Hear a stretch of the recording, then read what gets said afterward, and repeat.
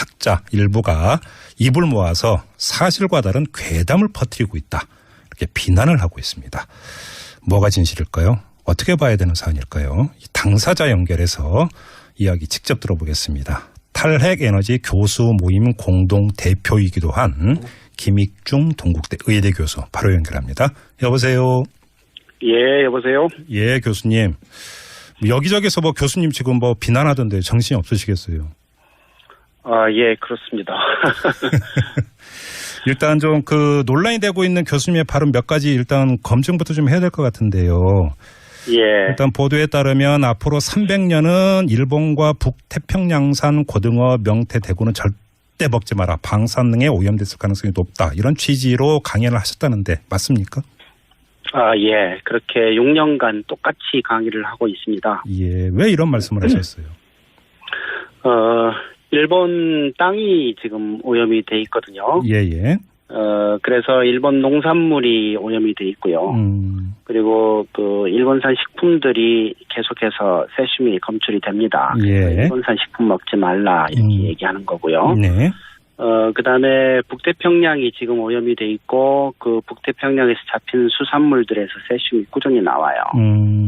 그래서 이거 먹지 말라 이렇게 얘기하는 겁니다. 예. 다행히 이제 우리나라 국내는 오염이 안 돼 있어서 국내산 농산물은 세슘이 안 나옵니다. 그리고 우리나라 근해산 수산물도 안 나오니까 네.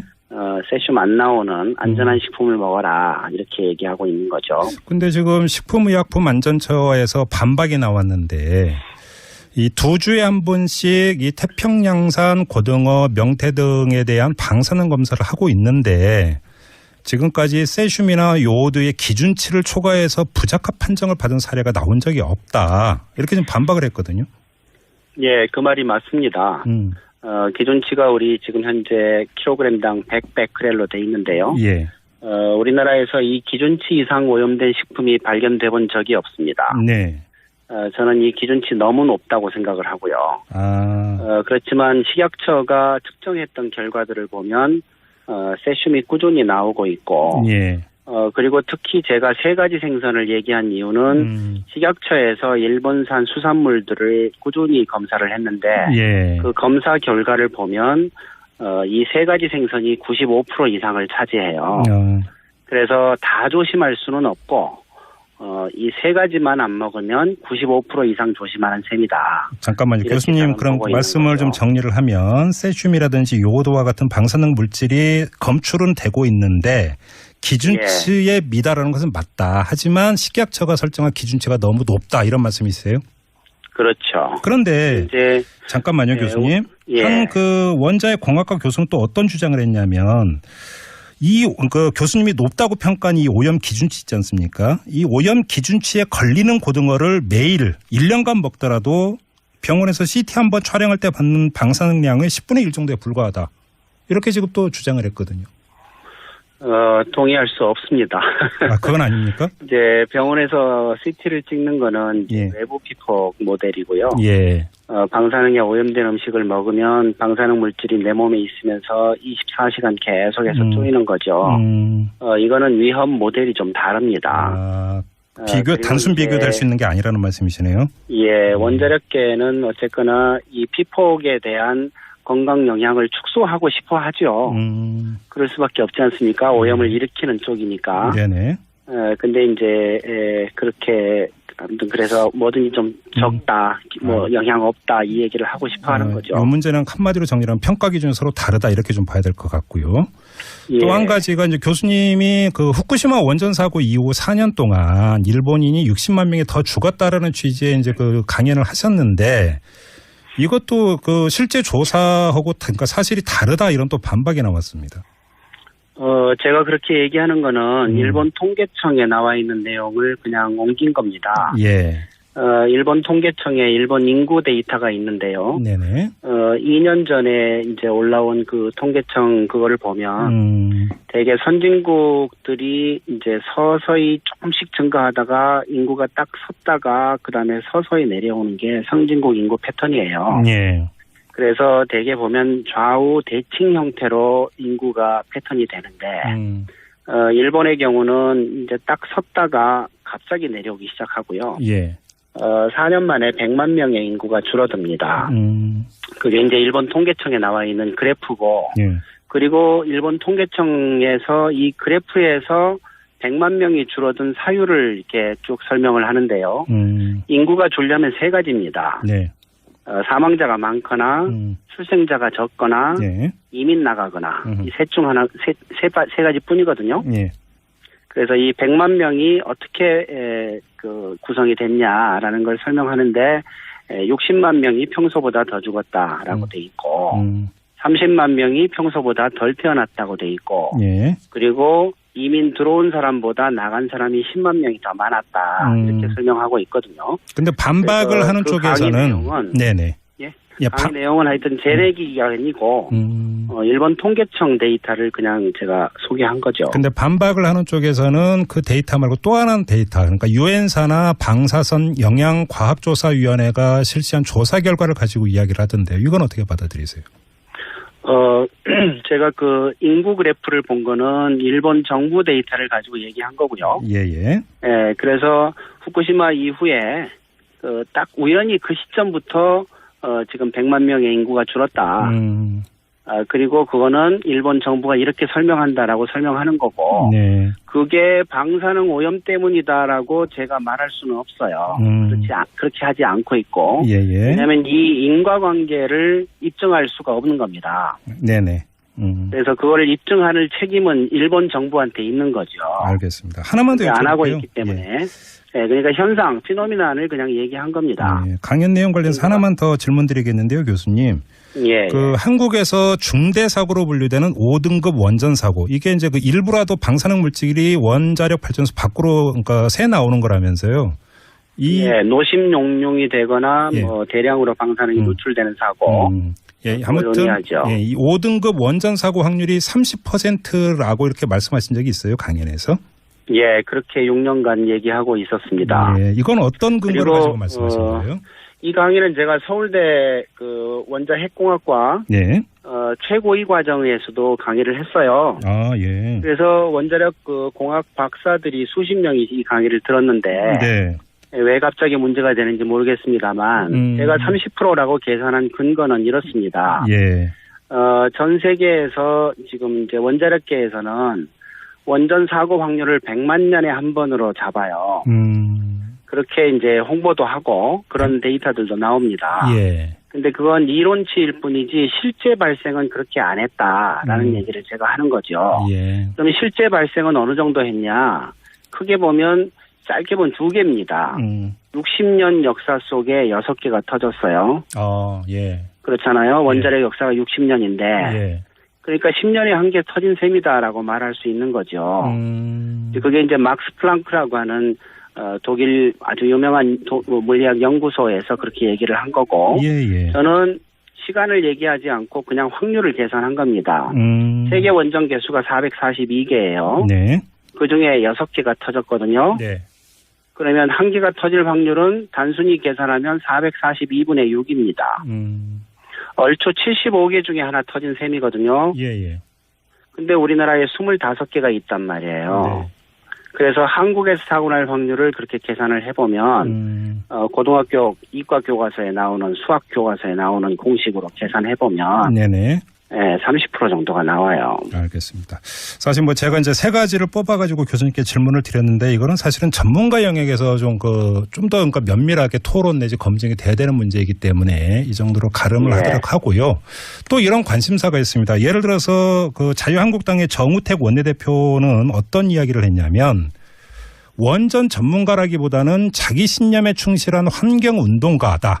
교수님을 이렇게 이건 전문가 쪽에서 얘기했고요. 정우택 원내대표는 요즘 원전 전문가도 아니면서 미생물학 전문 교수라는 사람이 괴담 수준의 황당한 허위 사실을 중고등학생을 상대로 퍼뜨리면서 반핵 강의를 한다. 그러니까 원전 전문가가 아니다. 이렇게 평가자를 냈습니다. 어떻게 받아들이세요? 저 원전 전문가 아닙니다. 원전 전문가는 원자력을 전공을 해야죠. 예. 예, 저는 의학자예요. 네네. 그리고 환경운동가 맞습니다.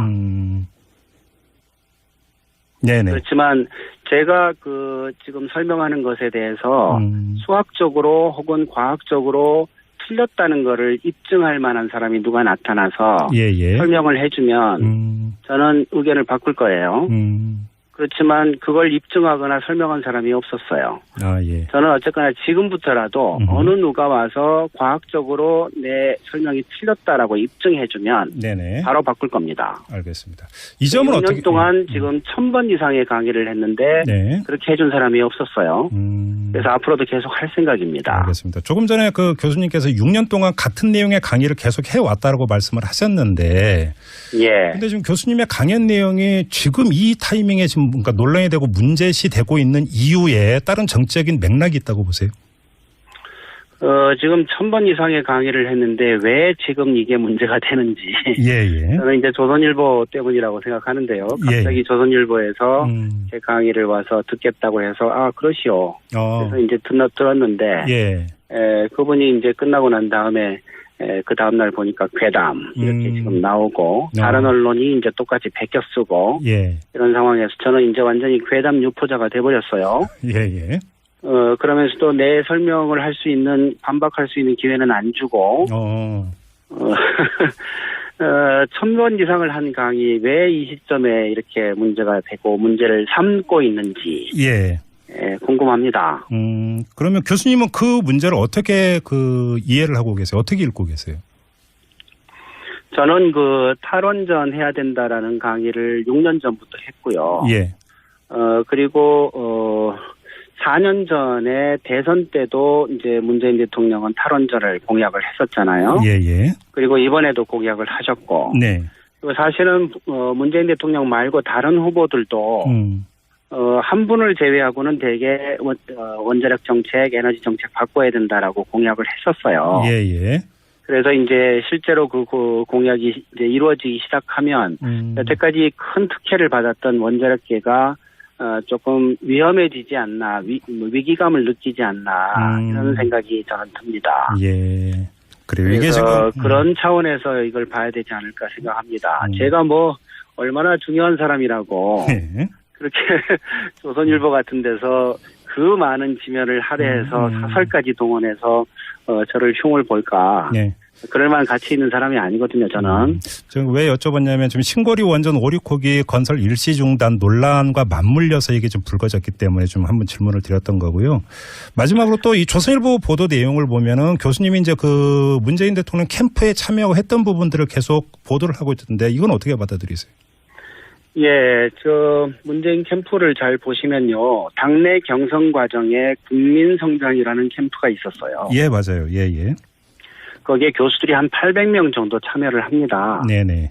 저도 그 중에 이제 참여를 해서 탈원전 정책을 제안을 했죠. 네.